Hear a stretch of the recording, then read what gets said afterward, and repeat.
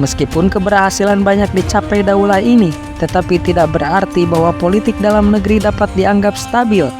Pada masa Muawiyah bin Abu Sufyan inilah suksesi kekuasaan bersifat monarki heredatis, kepemimpinan secara turun-temurun mulai diperkenalkan, di mana ketika dia mewajibkan seluruh rakyatnya untuk menyatakan setia terhadap anaknya, yaitu Yazid bin Muawiyah. Muawiyah bin Abu Sufyan dipengaruhi oleh sistem monarki yang ada di Persia dan Bizantium.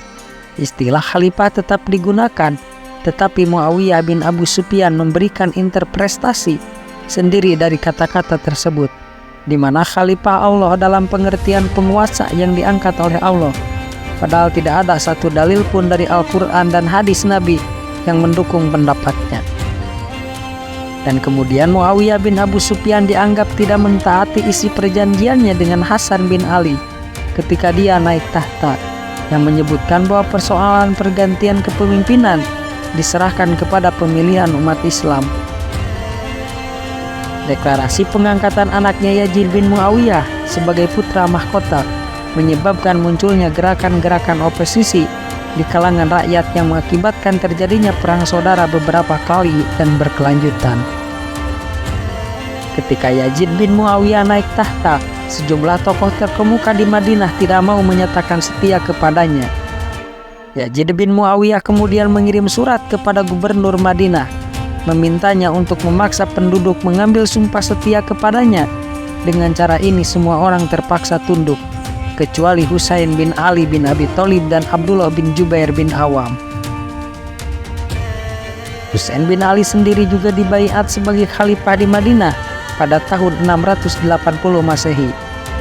Yazid bin Muawiyah mengirim pasukan untuk memaksa Husain bin Ali untuk menyatakan setia. Namun terjadi pertempuran yang tidak seimbang yang kemudian hari dikenal dengan pertempuran Karbala. Husain bin Ali terbunuh, kepalanya dipenggal dan dikirim ke Damaskus, sedang tubuhnya dikubur di Karbala, sebuah daerah di dekat Kufah. Setelah kematian Husain bin Ali terus melakukan perlawanan dengan lebih gigih, dan diantaranya adalah dipimpin oleh Al-Mukhtar di Kufah pada 685 sampai 687 Masehi. Al-Mukhtar mendapat banyak pengikut dari kalangan kaum Mawali, yaitu umat Islam bukan Arab berasal dari Persia, Armenia, dan lain-lain. Dan pada masa Bani Umayyah dianggap sebagai warga negara kelas 2. Namun perlawanan Al-Mukhtar sendiri ditumpas oleh Abdullah bin Jubair yang menyatakan dirinya secara terbuka sebagai khalifah setelah Husain bin Ali terbunuh. Abdullah bin Jubair membina kekuatannya di Mekah setelah dia menolak sumpah setia terhadap Yazid bin Muawiyah. Tentara yang dikirim Yazid bin Muawiyah kemudian menyerang Madinah dan mengepung Mekah secara biadab, seperti yang diriwayatkan dalam sejarah. Dua pasukan bertemu dan pertempuran pun tak terhindarkan. Namun peperangan ini berhenti karena tak lama kemudian Yazid bin Muawiyah wafat dan tentara Bani Umayyah kembali ke Damaskus. Perlawanan Abdullah bin Jubair baru dapat dihancurkan pada masa kekhalifahan Abdul Malik bin Marwan, yang kemudian kembali mengirimkan pasukan yang dipimpin oleh Al-Hajjaj bin Yusuf Asy-Syaqafi yang berhasil membunuh Abdullah bin Jubair pada tahun 73 Hijriah atau 692 Masehi.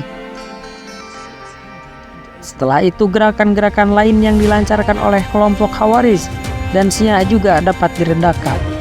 Keberhasilan ini membuat orientasi pemerintahan Bani Umayyah mulai dapat diarahkan kepada pengamanan daerah-daerah kekuasaan di wilayah timur, meliputi kota-kota di sekitar Asia Tengah dan wilayah Afrika bagian utara, bahkan membuka jalan untuk menaklukkan Spanyol, Al-Andalusia. Selanjutnya hubungan pemerintahan dengan golongan oposisi membaik pada pemerintahan Khalifah Umar bin Abdul Aziz 717 sampai 720 Masehi.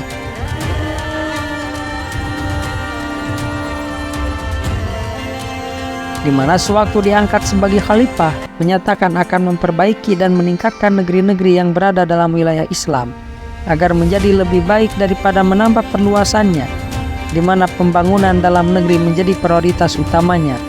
Meringankan zakat, kedudukan Mawali sejajarkan dengan Arab.